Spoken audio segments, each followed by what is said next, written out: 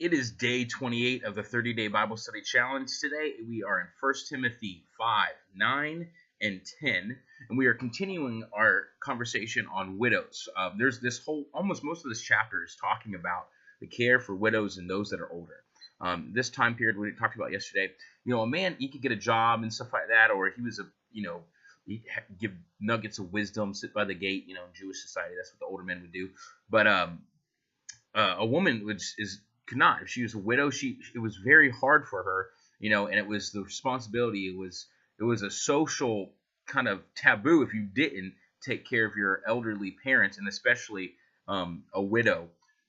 So in verse 9, it's talking about the church's care, like the criteria for the church caring for a widow.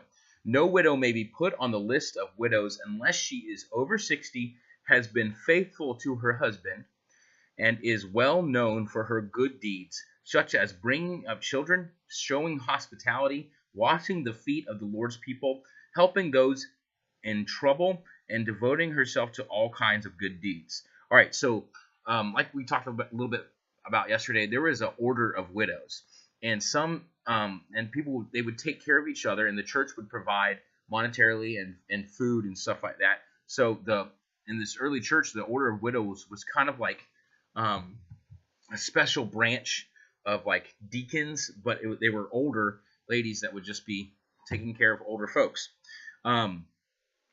So this is a criteria in the early church just for a widow to be put on the list. All right, no widow may be put on the list of the widows unless she is over 60. So she's got to be, that was really old in the old days. Like retirement age nowadays is 65. People are working and doing stuff up until a lot of times 70, sometimes 80, stuff like that. But back then, man, if you were 60, you were ancient. You were like, wow, bravo for making it to that age, because a lot of people didn't. So she had to be faithful to her husband.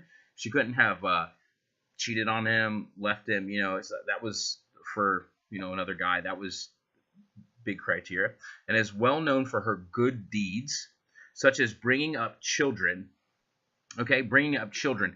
Something that in commentary I was reading is, there's some widows that they might not have been able to have children, but in the Greek society, a child could have been left out. So the father they would bring the baby to the feet of the father, and if he would pick it up, that means he acknowledged, claimed the child. But he could turn his back on the child, and if that happened, then they would just literally throw the child out. They would put the child in sometimes like the square, something like that, and people would come by and they would take the girls and put them in and raise them to be put in prostitution, the guys to be slaves, and so they would say Christians, they would oftentimes go and take these children and raise them in the church. They would raise them to follow Jesus and give them obviously a way better life they would have, but it was just that they would have to be willing to do that, willing to go out and take care of these unwanted children. And and that was just like, to me is like that obvious. Showing hospitality ends in this time period where they were terrible, they were dirty, they were expensive, they were not places you wanted to be. And so a traveling person, oftentimes they would come stay. I mean, Jesus, the inn that they described, that talked about, was someone's house that had an extra room normally, but they didn't. So they stayed in the stable, Joseph and Mary. Then let's see,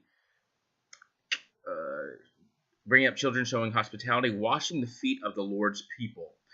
This is, literally washing feet, but that was like, what this is saying is that was the lowest job. That was the slave's job. People would have like poop and mud and all kinds of nasty stuff on their feet because they wore sandals, and washing their feet could be pretty nasty. And so this is just willingness to do humble jobs, willingness to serve others,